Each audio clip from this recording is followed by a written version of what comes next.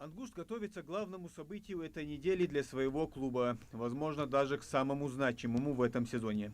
Махачкалинский регион намерен взять реванш. Это будет вторая встреча нашего клуба с лидером группы «Б» второго дивизиона. В первой игре, которая прошла на домашнем поле Легиона, Ангушт одержал победу со счетом 1-0. Наша команда, в свою очередь, также не собирается уступать соперникам. Настроены только на победу. Понятное дело, что мы такую маленькую сенсацию совершили, когда обыграли Легион на выезде 1-0. Они этого не ожидали. Естественно, они мотивированы очень сильно, хотят взять реванш у нас, но мы тоже не собираемся здесь отдавать очки какие-то. У нас настрой очень серьезный.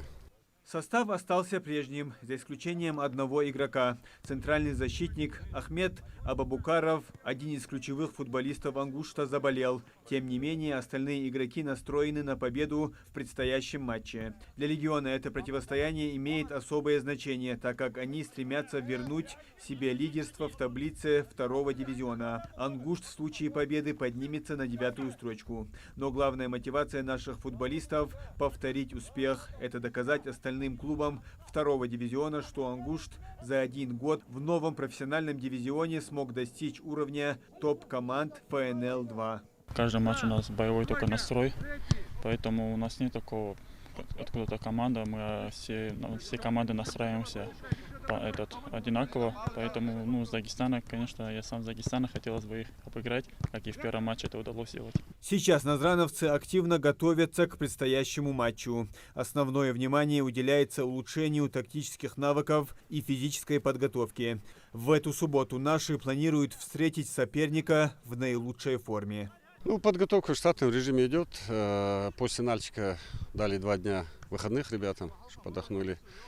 И в субботу мы готовимся, тренируемся 1 раз в день.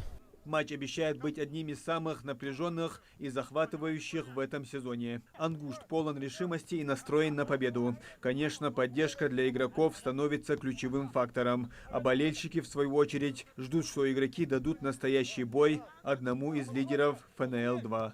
Просим всех болельщиков, чтобы пришли поддержать нас. Это сильно мотивирует, когда болельщиков много приходит. Как говорится, болельщики 12-й игрок. Наша команда, вернувшись во второй дивизион профессиональной лиги спустя 5 лет, занимает 10-ю строчку в таблице. В этом сезоне осталось еще 7 матчей, но изначальная цель – закрепиться в середине таблицы, можно сказать, уже достигнута. Муслим Ганиев, Адам Гулоев, Хасан Евлоев, Магаз 24.